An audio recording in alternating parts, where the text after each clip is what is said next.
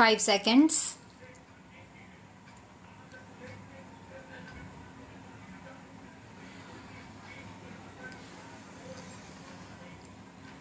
"11 days ago, on International Women's Day, we reaffirmed our commitment to the economic empowerment of our sisters and mothers.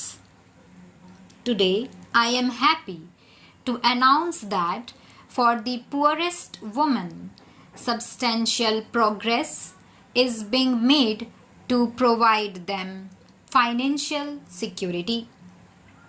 Educating girls is the most valuable investment that any country can make in its future. I am delighted to know that the specially designed insurance scheme that guarantees funds for education has also started functioning well. On August 15 last year, I had told my fellow citizens that my government would launch 2 new insurance schemes for the benefit of the women of the country now. The first would provide funds for girls to complete their education if they lost either of their parents. The second would provide an income to women who lost their husbands or who became disabled. I had said that these schemes would be operational on Diwali. Thanks to the hard work done by the General Insurance Corporation and its 4 subsidiaries, this deadline was met. Today, more than 100,000 policies have already been sold. Friends, Bharat Ratna Dr. Amartya Sen, who won last year's Nobel Prize for Economics, has long said that government must invest much more in the social sector and that education for all is the first priority of every developing country. These are my beliefs too. While the provision of education is the responsibility of the states, the center can and must do everything possible to assist them in fulfilling this obligation. The new scheme is one step forward by the center in contributing its might. This scheme recognizes the reality of rural India, where the provision of education to children, especially to girls, is not always the first priority of parents, and even less so if the breadwinner of the family passes away, leaving the family dependent on others. Girls are always the first to be taken out of school and put it into other work. The new scheme will hopefully change this, as it will provide money to let them continue their education.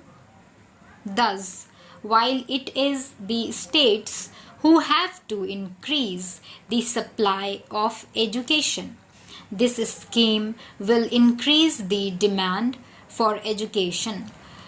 I would like the states to be prepared to meet this demand by suitably upgrading their educational infrastructure.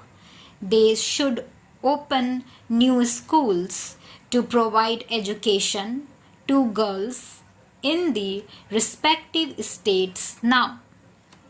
These schemes shall in a long way provide a lot of social security to the families and women in general. Many widows are not treated well in our society. They lost their financial security. They are forced to depend on others who may exploit them in every way. The same also applies to self-employed women who, if they are disabled and hence cannot earn anymore, become dependent on others.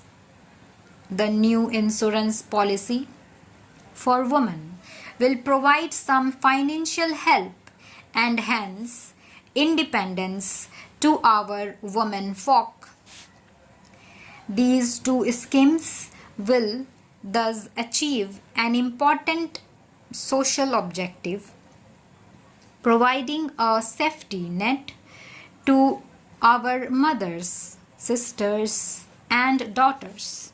The best part is that they do so without the government having to spend any money. This is done through the miracle of group insurance, where by paying nominal sums by everyone ensures that the small proportion who need the money will get it. Friends, there is a big debate about insurance sector reforms. We hope to allow new Indian insurance companies to enter the market soon and compete with the existing players. What is forgotten though is the contribution of the existing players. They have expanded the insurance market and have provided risk cover to all kinds of businesses and people. What is important though is that they are also providing this risk cover to the poor and the powerless by these and other schemes. I compliment them for this. Provision of these schemes, however, is not an obligation forced on them by an unwilling owner, the government. Rather, thanks to their competence, these schemes are viable on their own. I would like that all future insurance companies also show their commitment to every section of society. They must compete with the existing players in providing better risk coverage to the well-off. At the same time, they must also compete in providing coverage to the poorest. Making new insurance schemes a success will, however, require the participation of the state government in a big way. They can and must take coverage of their residents in a larger way. For instance, every Gram Panchayat can insure all its girls and women, and so can every municipality. This will earn them a discount.